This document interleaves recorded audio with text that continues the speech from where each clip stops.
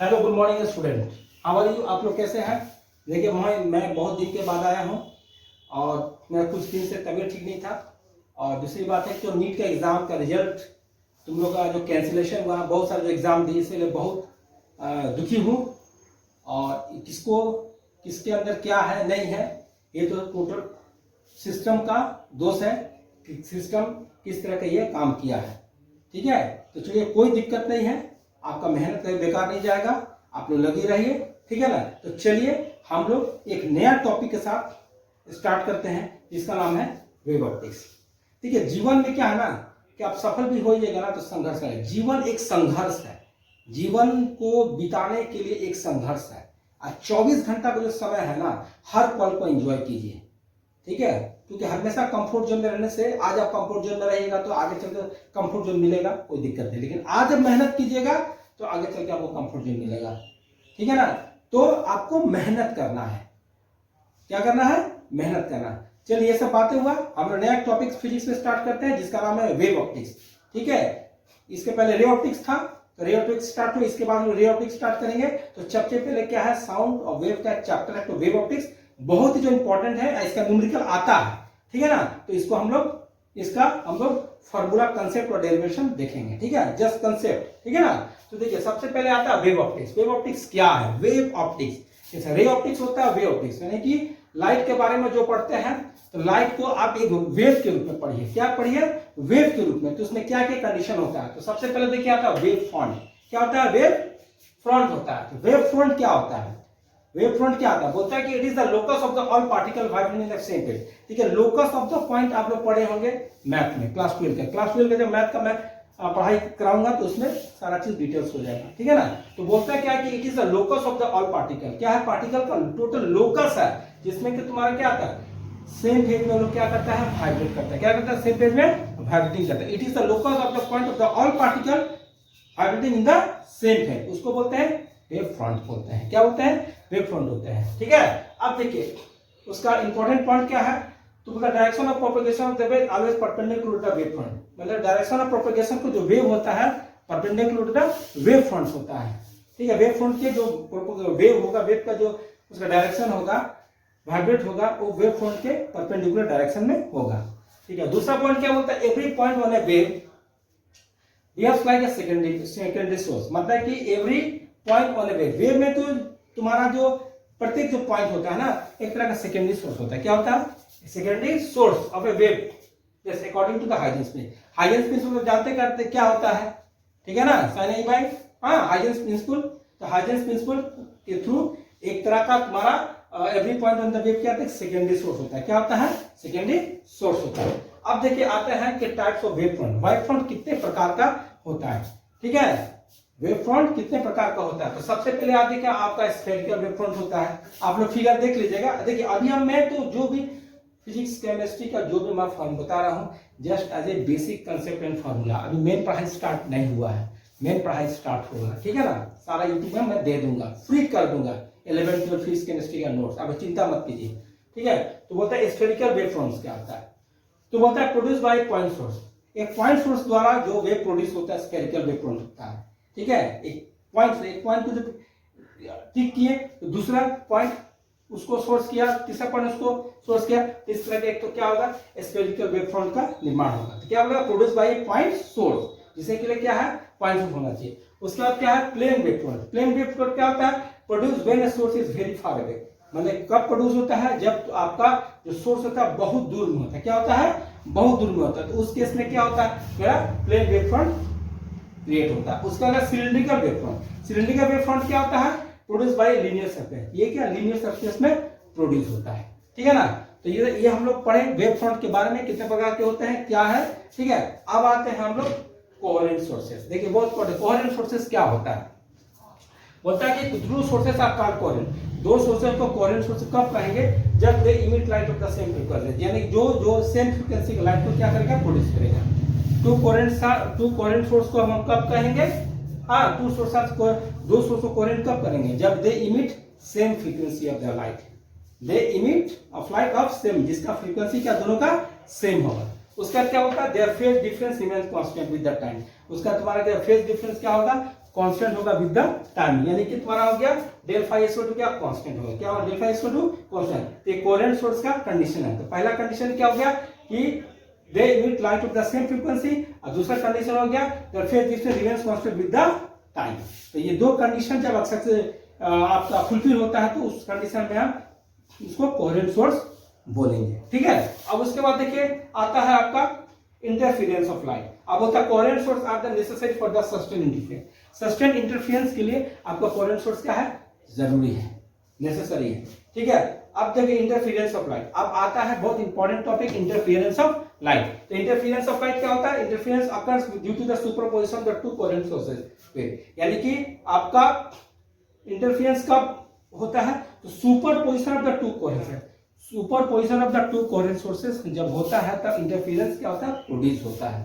तो इसे बोलता है कि टू कोहेरेंट सोर्सेज मान लो इसका एम्पलीट्यूड A1 है और 2 है, दो को तुम्हारा सोर्स ले लिया है जिसका एम्पलीट्यूड क्या A1 और A2 है। तो यहाँ पर तुम्हारा रिजल्टेंट एम्पलीट्यूड क्या होगा, A net equal to A1 square A2 square 2A1 A2 cos phi, जानते हैं। उसी तरह मान लीजिए फाई तुम्हारा phase difference between the wave, phase difference क्या दो वेव के बीच में है। उसके बाद तुम्हारे जानते हैं, हम जानते हैं कि intensity is proportional to the क्या स्क्वायर ऑफ द एम्पलीट्यूड होता है, क्या होता है स्क्वायर ऑफ द एम्पलीट्यूड, यानी कि I is directly proportional to A square. तो यहाँ पर I नेट इक्वल टू होगा रिजल्टेंट इंटेंसिटी क्या I1 I2 plus 2 I1 I2 cos phi होगा, ठीक है। तो इस तरह का कंडीशन आपका हो गया। इसके बाद हम लोग कंस्ट्रक्टिव डिस्ट्रक्टिव इंटरफेरेंस हम लोग आगे में पढ़ेंगे, ठीक है। वीडियो पसंद है तो लाइक कमेंट शेयर कीजिए और सब्सक्राइब कीजिए। उसके बाद नेक्स्ट वीडियो में और भी एप्लीकेशन है उसके साथ हम लोग मिलते हैं। चलिए, have a nice day, good day, thank you.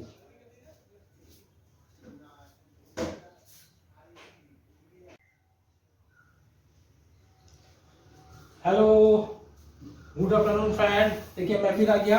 देखिए ये remaining portion of the interference है। उस समय हम लोग इंटरफेरेंस पढ़े थे, मैक्सिमम इंटरफेरेंस क्या होता है, मिनिमम क्या होता है। तो इंटरफेरेंस देखिए दो प्रकार का होता है, पहला क्या होता है कंस्ट्रक्टिव इंटरफेरेंस और दूसरा क्या होता है डिस्ट्रक्टिव इंटरफेरेंस। उसके बाद हम लोग पढ़ेंगे यंग डबल स्लिट एक्सपेरिमेंट, बहुत इंपॉर्टेंट है, ठीक है ना। तो सबसे पहले हम लोग आते हैं क्या कंस्ट्रक्टिव इंटरफेरेंस। देखिए कंस्ट्रक्टिव इंटरफेरेंस क्या होता है कि occurs when two waves meet in a same phase. जब आपका दो इंटरफेरेंस क्या करता है, वेव क्या होता है meet in a same phase में जब मिलता है तो कंस्ट्रक्टिव इंटरफेरेंस का निर्माण होता है। क्या होता है जब दो तुम्हारे इंटेंसिटी क्या मिलता है, इंटेंसिटी इंटरफेरेंस क्या होता है occurs in a same phase, interference आगे occurs in a same phase में मिलता है तो कंस्ट्रक्टिव इंटरफेरेंस का निर्माण होता है। तो इसका देखो फेज एंगल होता है 2n पाई, पाथ डिफरेंस क्या होता है तुम्हारा एन लैम्डा है, क्या होता है n lambda, where n equal to क्या 0 1 2 3 डॉट डॉट एन, यानी कि लैम्डा क्या वेवलेंथ हो गया।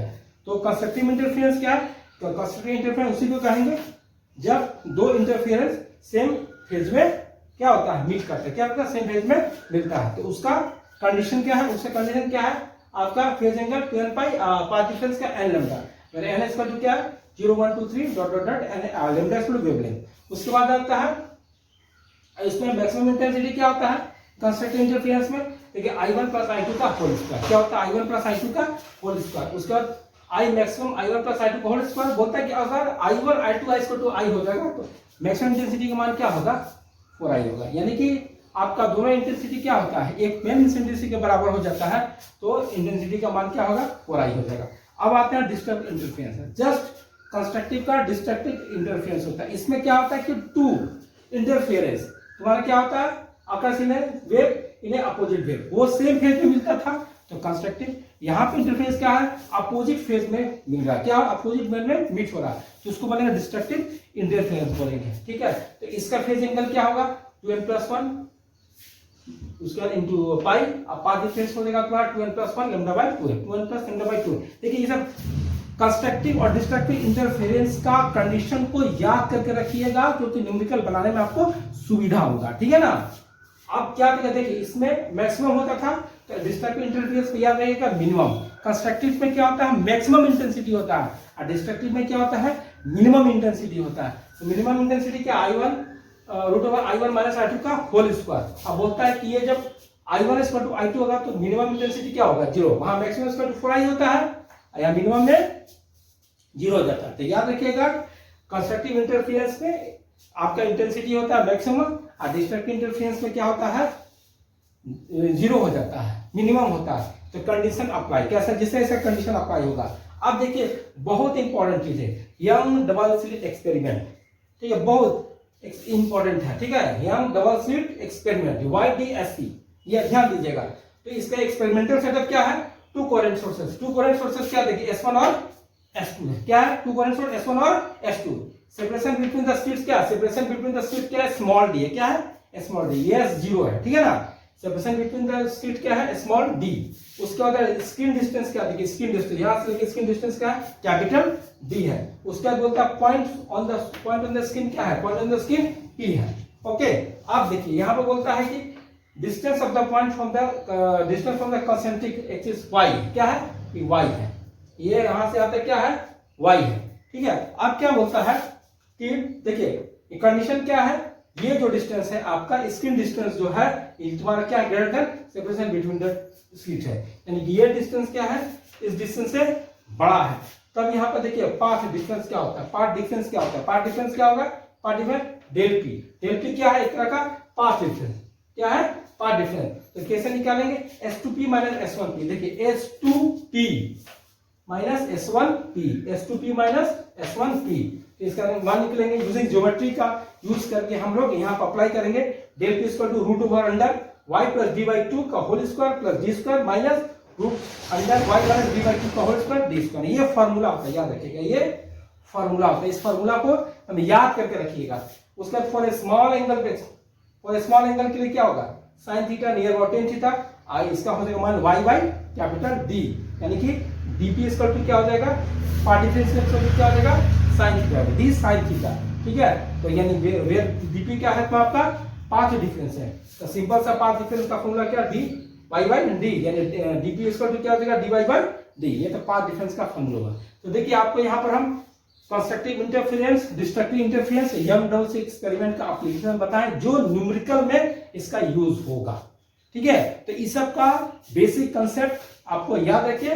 तो नीट का एग्जाम हो या जेई का एग्जाम हो या जेई एडवांस का एग्जाम हो, उसमें जब इसमें से जब क्वेश्चन आता है तो constructive destructive young double experiment का आपको कंसेप्ट और फॉर्मूला को याद करके रखना पड़ेगा। चलिए वीडियो पसंद आया तो लाइक कमेंट शेयर कीजिए, इसको सब्सक्राइब कीजिए। देखिए सब्सक्राइब कीजिएगा तो आपको नया नया वीडियो मिलेगा, ठीक है। उसके बाद हम इसमें और भी कुछ टॉपिक है जो लोग नेक्स्ट वीडियो मिलते हैं, ठीक है। चलिए have a nice good day, thank you.